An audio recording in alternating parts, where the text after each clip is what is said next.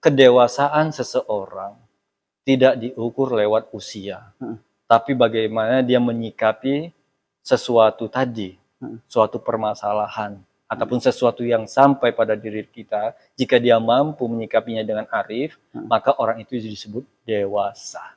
Iya. Begitulah Allah memandang seseorang tadi dewasa atau tidaknya.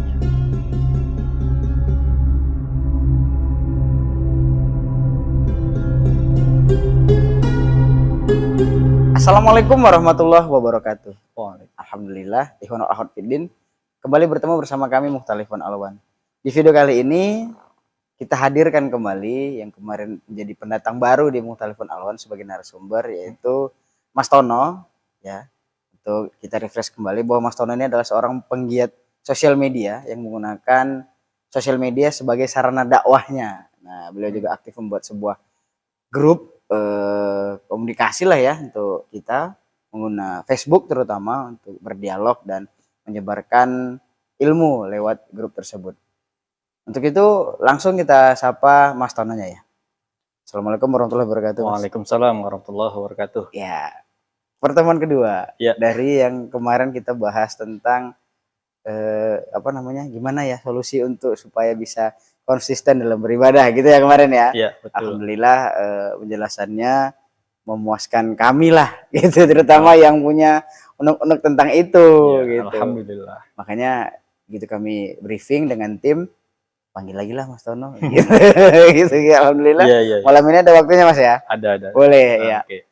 Kalau gitu kita mulai bukan dengan pertanyaan. Jadi kemarin karena kami juga melihat grupnya itu ya.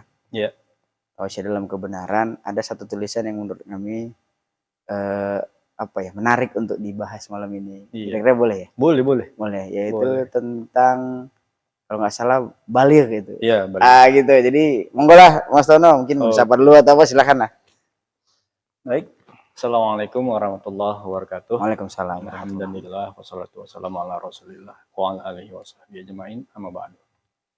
Baik, saudara-saudaraku kaum muslimin dan muslimat dimanapun Anda berada, di konten saya di Facebook, di grup Tausiah dalam Kebenaran itu memang ada saya memposting tentang judul tentang baligh, ya. Ya, baligh. Kalau secara umum baligh itu apa? Yang dipahami? Baligh itu dewasa ya, menuju dewasa gitu. Yang tanda-tandanya kalau laki-laki dia biasa sudah mimpi basah, kalau perempuan dia sudah menstruasi, nah gitu. Betul, itu yang dipahami. Iya. Nah, memang secara umum baligh ini diartikan dewasa. Kalau secara fisik dia ciri-cirinya seperti yang Hakim bilang tadi. Nah, namun kan kita ada makna lain dari baligh itu sendiri. Karena baligh itu sendiri kan diambil dari bahasa Quran. Nah, kalau di postingan saya tersebut, saya coba mengupas di surat Al-Ma'idah ayat 67. Oh, surah kelima itu ya. Surat kelima Al-Ma'idah ayat 67. Oke, kita buka. Lebih baik kita kupas langsung. Boleh. Saya ngecek Quran ya. Oke. A'udzubillahi minasyaitonirrajim. Bismillahirrahmanirrahim. Ya ayyuhar rasul. Diawali dengan kalimat ya ayyuha yang artinya wahai. Ya, wahai. Wahai Rasul. Jadi Allah menyapa Rasulnya. Rasul ya. Ya. Tentu yang namanya Allah menyapa, tentu kan ada yang mau disampaikan. Ibarat kita memanggil seseorang. Tentu kan ada yang mau kita sampaikan. Kan gitu kan. Begitu juga dengan Allah. Allah memanggil Rasulnya. Ya, Allah memanggil Rasulnya untuk baligh. Jadi Allah menyapa Rasulnya agar Rasulnya tadi menyampaikan baligh. Jadi selain makna dewasa, baligh juga bermakna sampai. Sampai. Apa yang disampaikan? Ma unzila ilaika mir rabbik. Jadi apa saja yang telah diturunkan kepadamu dari Rabbmu. Jadi ada perintah Allah untuk menyampaikan apa yang sudah dinuzulkan, yang diturunkan oleh Rob kepada Rasul tadi. Jadi kalau kita gabung, kalau Allah tadi baligh bermakna dewasa, kemudian di ayat ini baligh di artinya sampai. Kita bisa mendapatkan makna. Nah, kira-kira apa maknanya yang ketangkep oleh hakim? Ketika sudah dewasa, punya tugas untuk menyampaikan. Gitu lah kira-kira. Gitu. Iya. Jadi kalau kita lihat ayat ini, Allah menyuruh Rasulnya, menyapa Rasulnya untuk menyampaikan apa yang sudah didapat oleh Rasul kepada umat untuk disampaikan, agar umat tadi menjadi dewasa lewat apa yang disampaikan oleh Rasul. Nah, itu dia. Jadi lewat risalah yang disampaikan oleh Rasul, ya, harapannya kita menjadi dewasa. Dewasa dalam pemikiran, dewasa juga dalam bersikap. Ya. Itulah tujuannya kenapa Allah menyuruh Rasulnya untuk menyampaikan risalah Allah kepada umat. Kita ngaji, ya, kemana-mana. Apa tujuannya? Ya. Oke, tujuannya mendapat ilmu. Selain itu, harusnya lewat kaji yang kita dapat, yang sering kita hadiri, siaganya menumbuhkan sikap dewasa dalam diri kita. Jadi dewasa itu tidak identik, tidak selamanya harus diukur lewat usia. Iya, betul. Pernah dengar itu kalimat dewasa nggak harus tua kan? Iya, dan dewasa tua dewasa gitu. Iya. Kadang ternyata dalam usia yang udah lanjut, kadang masih ada sifat kekanak-kanakan pada diri orang tersebut. Sebagai lebih enaknya gini lah. Ciri-ciri anak-anak gimana? Nanti biar kita bandingkan dengan orang dewasa. Ciri-ciri anak-anak. Anak-anak itu cenderung spontan ya. Artinya enggak apa ya? Enggak berpikir dulu sebelum bertindak. Tidak berpikir dulu sebelum bertindak. Dia langsung aja gitu. Terus ya apa ya? Manja lah biasanya. Manja. Tergantung. Iya. Itu ciri yang paling mendasar. Ciri-ciri anak-anak, dia belum mampu mandiri. Ya, dia sangat tergantung dengan orang tuanya. Sikit-sikit mak, pak, gitu. Dia tidak mandiri. Manja, ya kan? Nah, jadi orang yang dia suka, kalau anak-anak juga suka merajuk, ya, kan? Betul. Nah, jadi kalau orang yang memang sudah dewasa, harusnya sikap-sikap yang seperti itu tidak ada lagi pada dirinya. Ya, dia harus mampu mandiri dalam berpikir, mandiri dalam bertindak. Ya.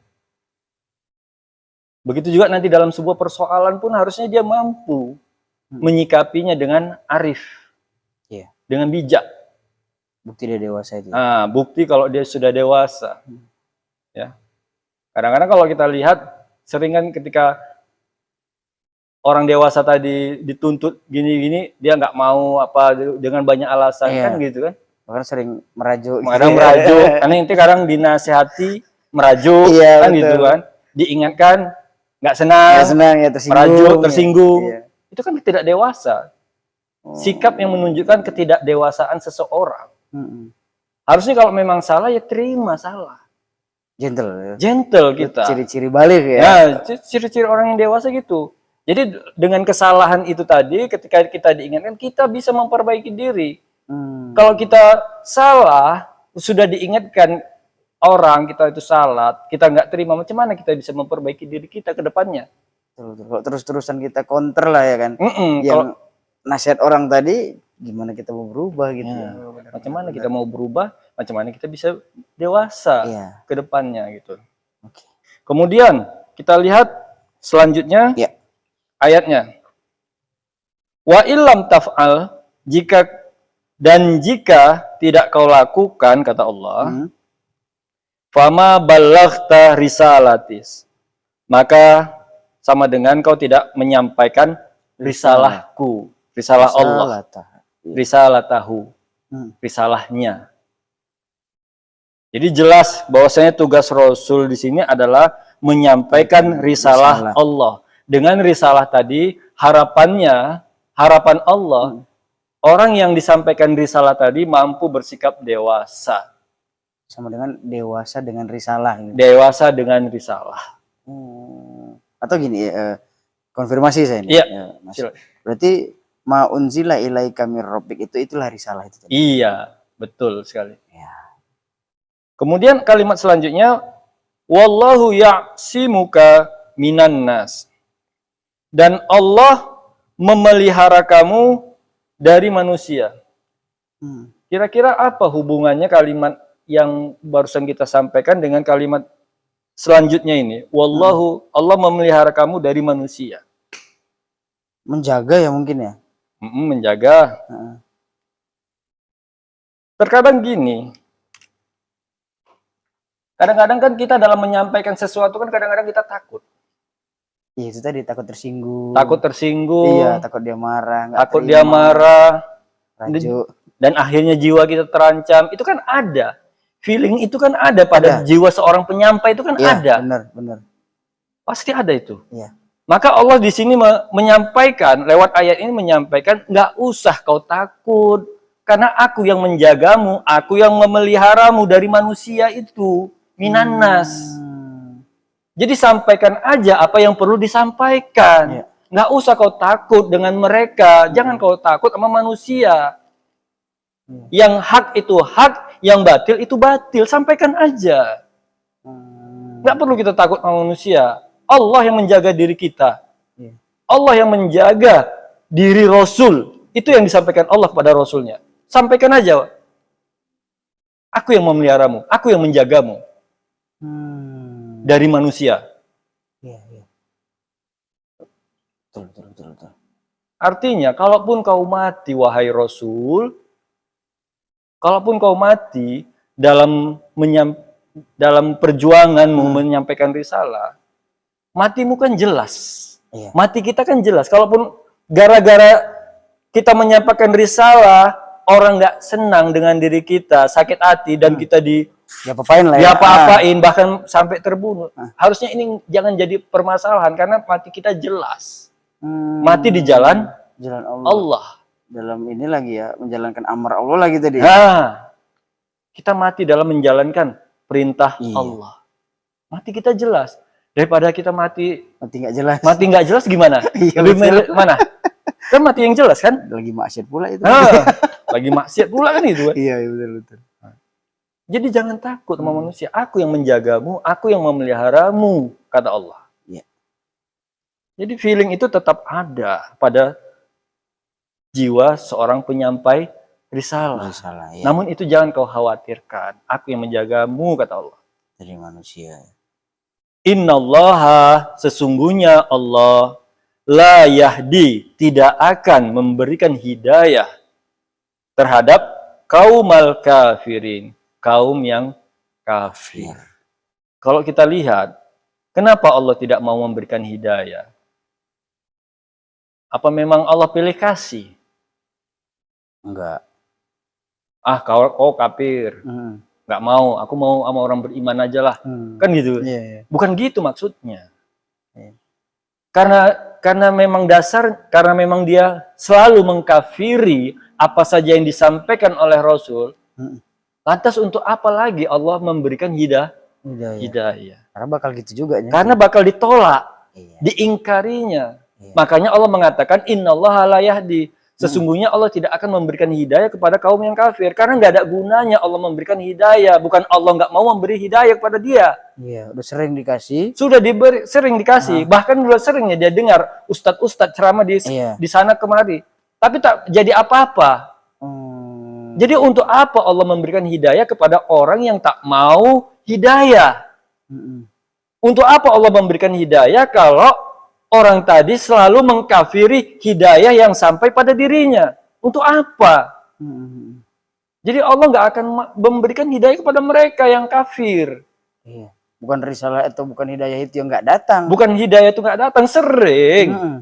Bahkan sering di ceramah-ceramah kita dengar, di media sosial sering kita dengar, di masjid kita sering dengar. tapi tak menjadi apa-apa, tak jadi apa-apa buat dirinya. Tak mampu membimbing dirinya untuk tetap konsisten di jalan Allah. Nggak mendewasakan dia Tak gitu mampu ya. mendewasakannya. Hmm. Nah, kalau kita kaitkan tadi kan, Iya benar. tak mampu membuat dirinya menjadi dewasa. Itu sebuah kesia-siaan itu. Mbak ibarat kayak anak-anak tadi kan, Iya benar-benar. dikasih tahu banggel. Iya. Kalau orang Jawa bilang banggel. Merengkel. Merengkel. Dikasih tahu merajuk. Nah, Iya. gitu. Betul. Jadi ibaratnya seperti itu. Jadi ketika seorang anak dikasih tahu, nggak mau tahu, maka orang tua suatu saat kayak mana? Pasti males kan? Iya, males ngomongin lagi gitu. Orang tua nggak mau lagi menasihati anak itu tadi. Iya, betul. Begitu juga dengan Allah. Bukan nggak sering Allah memberikan hidayah sama dia. Lewat ustadz ini, lewat ustadz itu. Ceramah ini, di masjid sana, masjid sini. Udah sering Allah memberikan hidayah, tapi tak juga membuat dirinya berangkat dewasa. Tak membuat dirinya dewasa juga. Merajuk, sakit hati. Iya. Gampang kali sakit hati, gampang kali merajuk.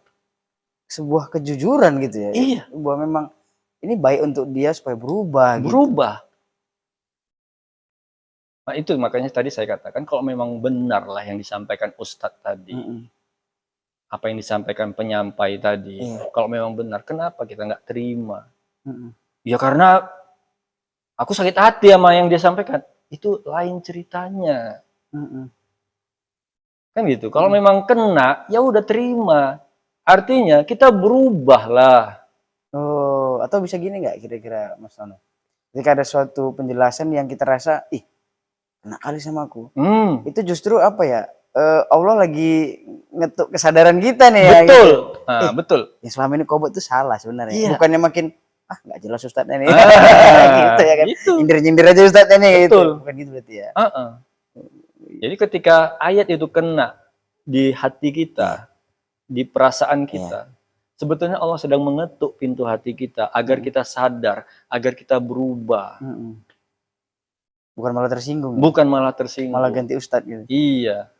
Jadi kita dalam menyikapi risalah yang disampaikan oleh Allah lewat abdi-abdinya, lewat ustadz, harusnya sikap kita harus memandang bahwasanya ini adalah Allah sedang menyampaikan hidayah kepada kita. Jadi kita tidak lagi melihat orangnya, tapi melihat apa yang dia sampaikan, seperti hadis yang disampaikan oleh Rasul. Iya, benar-benar. Ya, dengarkan apa yang disampaikan. Jangan kau lihat siapa yang menyampaikan. Harusnya itu sikap yang terbaik buat diri kita.